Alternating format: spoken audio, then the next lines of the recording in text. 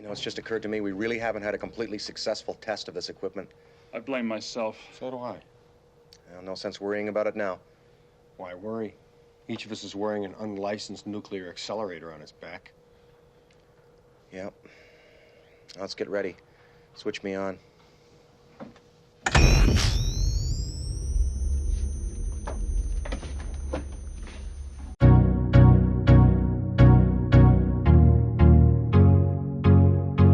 One of the greatest parts of comedies that seems to have disappeared in the last 20 or so years is subtlety. And subtle comedy is something the original Ghostbusters excels at. Listen. You smell something? When we think timeless movies, we typically think dramas, thrillers, action films. But not often do we think of comedies. We may have a few good jokes stuck in our heads or maybe a funny scene or two, but not usually does an entire movie stick with us at our very core the way other genres do. And I think the primary reason for that is that comedies have become less and less about lasting appeal. Modern comedies, I think, are too focused on cramming as many jokes in a movie as possible, while also shoehorning in some sort of heart or some kind of meaning at the end, rather than letting both form organically through great storytelling.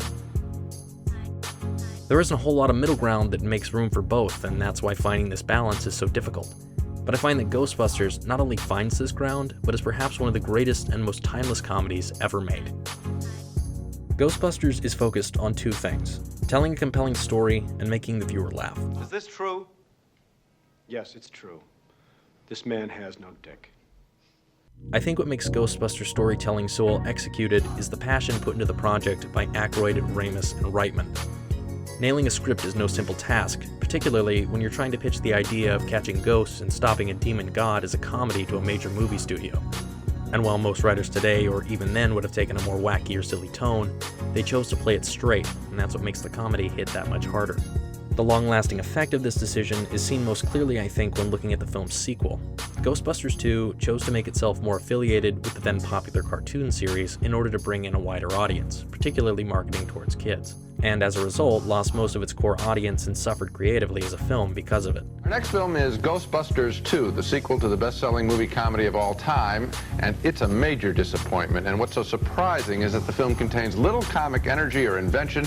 It looks as if the filmmakers, particularly the writers, simply didn't try to do anything special. The circumstances and plot of Ghostbusters is absolutely absurd. 3 scientists who catch ghosts with special ghost-catching backpacks who end up fighting a giant marshmallow man sounds like something straight out of a cartoon.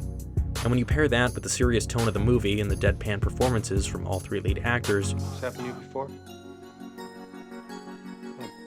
First time? You get a contrast that makes Ghostbusters an insanely quotable and memorable film. And all of this goes a long way, not only in ensuring the success of the film at the time of release, but for years to come, kindling a love for something that transcends the 32 years since its release and sparking the backlash that the new film has been seeing ever since its inception. Easily one of the greatest things about Ghostbusters is how it isn't tied down to something culturally that would have made it dated in a few years. The lack of blatant pop cultural references or 80s-centric ideals enables Ghostbusters to live on in many ways comedies of today don't.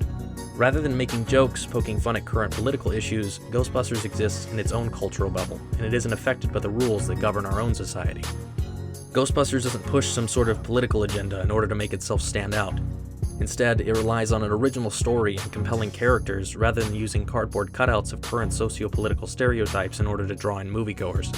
And while some may say that the inclusion of Walter Peck and the EPA represent a pro-environmental agenda and therefore contradicts my point, this is only a minor plot device in order to get the story into its third act, rather than being the focal point of the story, which is, at its core, a lighthearted sci-fi adventure film about 4 guys who save Manhattan from ghosts.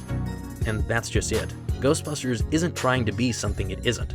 It's a film that people still watch and are just as passionate about today as they were back in 1984. And when the dust is settled and the remake forgotten, people will still remember and celebrate Ghostbusters. No matter how much later you revisit this movie, its comedy and themes hold up, because they are universal. Curiosity, imagination, originality don't cross the streams.